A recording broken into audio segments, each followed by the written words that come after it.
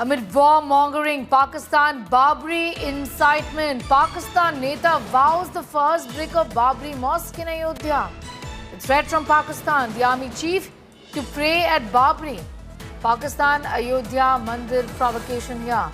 After anti-Hindu massacre by Pakistan proxies, anti-Hindu rhetoric by the Pakistan government. Aishwarya has more on that. A Pakistan senator there making unnecessary provocative statements here, isn't it? Aishwarya, this is so needless at a time when their own role is suspect here.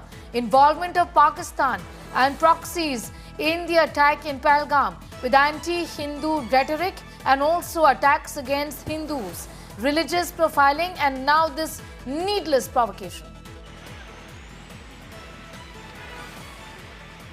Well, Sneha, this is not the first time, since the first war that was fought between India and Pakistan way back in 1948, we have seen Pakistan making these kind of baseless claims. See, Sneha, all that Pakistan tries to do is to drum up support. They want the global community to actually stand behind Pakistan, whereas the world knows that very clearly the terror heavens that we are seeing, the terrorists that we are seeing, the training that we are seeing these terrorists get, all of these things are being done on the Pakistani soil. It's the United States of America also, which understands at the moment what exactly is happening. That's why we are seeing the top countries of the world now very clearly standing behind India. But these kind of rhetorical statements, they are just to make sure that the Pakistani Awam, the Pakistani citizens stay calm, because they also have to do the politics. So we are now seeing the politics being done there in Pakistan, and they are now speaking about the mosque in Ayodhya, and they are saying that the Pakistani army, they will not sit down quietly. In fact, in the statement, the minister also goes ahead and said that we don't just have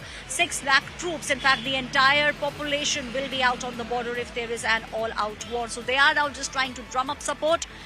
Not once have we seen any kind of acknowledgement coming in from anywhere in Pakistan with regards to the terror activities that have been taking place in India for almost the past 75 years. And we can trace the roots back to Pakistan. That's what India at the moment is telling the world.